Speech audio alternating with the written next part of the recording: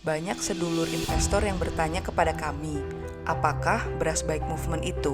Sebelumnya, apakah kamu tahu kalau beras biasa yang selama ini kamu makan adalah beras yang ditanam dengan pupuk dan pestisida kimia yang menghasilkan beras dengan residu kimia yang tinggi. Beras yang memiliki residu kimia yang tinggi memiliki indeks glikemik yang tinggi juga. Indeks glikemik adalah nilai yang menggambarkan laju peningkatan kadar glukosa darah setelah mengkonsumsi makanan yang mengandung karbohidrat. Sehingga makanan dengan nilai indeks glikemik tinggi akan cepat menaikkan kadar glukosa darah sesaat setelah makanan tersebut kita konsumsi. Makanya banyak yang bilang penderita diabetes nggak boleh makan nasi putih. Dan apakah Anda juga tahu kalau pemakaian pupuk kimia dan pestisida kimia pada lahan pertanian dalam jangka panjang dapat menurunkan tingkat produktivitas lahan dan bahkan sampai merusak lahan tersebut. Jika petani ingin meningkatkan produktivitasnya, mereka harus menambah dosis pupuk dan pestisida kimia yang berakibat semakin banyak kandungan kimia pada beras yang kita makan. Dan yang pasti juga,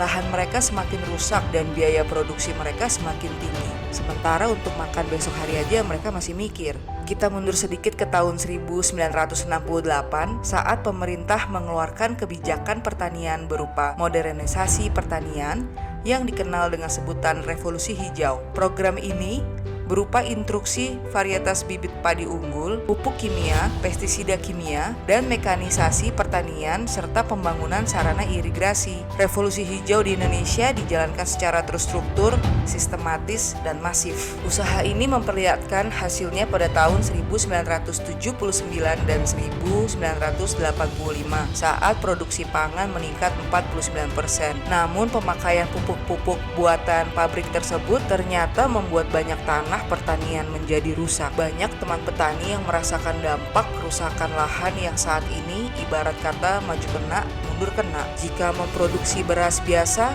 lahan mereka rusak, biaya produksi tinggi, sehingga harus hutang lagi ke tengkulak. Harga jual mereka ke pengupul juga rendah. Tapi, jika mereka ingin menanam dengan cara ramah lingkungan, dengan menggunakan pupuk dari kotoran hewan dan sampah dapur, mereka tidak memiliki sertifikasi organik untuk bisa menjual beras mereka dengan label beras organik. Karena ternyata biaya sertifikasi organik juga nggak murah dan harus terus diperbaharui secara kontinu. Lagi-lagi kita nggak tahu bahwa petani yang masih mikirin besok makan apa aja banyak, boro-boro bayar sertifikasi. Jadi sedulur, beras baik movement itu adalah bentuk ikhtiar yang diinisiasi oleh Nasi Peda Pelangi, yang mana kami menggunakan beras lokal yang didapat dari petani lokal langsung dengan penanaman yang ramah lingkungan tanpa menggunakan pupuk dan pestisida kimia, namun tidak memiliki sertifikasi organik. Dengan menggunakan beras baik yang mana secara kualitas sama dengan beras organik, kami memiliki value added kepada konsumen karena beras yang bebas residu kimia memiliki kadar antioksidan tinggi, sehingga baik bagi kesehatan yang juga bisa menjaga imunitas tubuh kita. Kolaborasi gotong royong kami dengan petani menciptakan keseimbangan baru yang saling menguntungkan dari hulu, yaitu si petani sendiri, sampai hilir, yaitu kita sebagai konsumen. Kesejahteraan petani bisa meningkat kalau mereka tidak usah membeli pupuk kimia. Lahan mereka juga berangsur pulih, produktivitas berangsur meningkat, dan kualitas beras yang dihasilkan sama dengan beras berlabel organik, sehingga daya jual mereka juga bisa meningkat sekitar Rp5.000 per kilogram. Konsumen juga pasti senang jika nasi baik ini bisa mudah ditemukan di warung atau UMKM favorit mereka. Tidak harus beli beras bersertifikasi organik yang mahal, lalu mereka masak sendiri di rumah, terus mereka bawa-bawa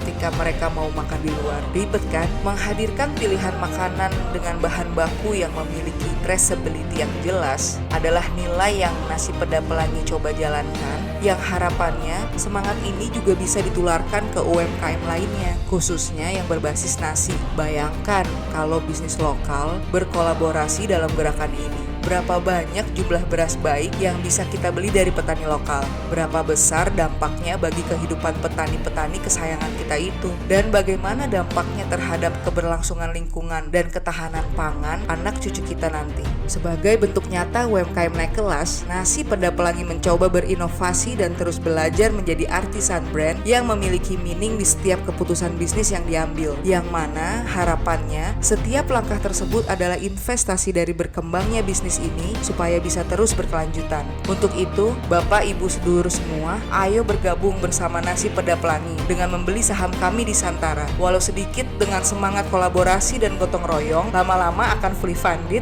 dan kita akan bersama-sama terus memberikan yang terbaik bagi seluruh ekosistem kita. Amin ya robbal alamin. Terima kasih, semesta memberkati sedulur semua.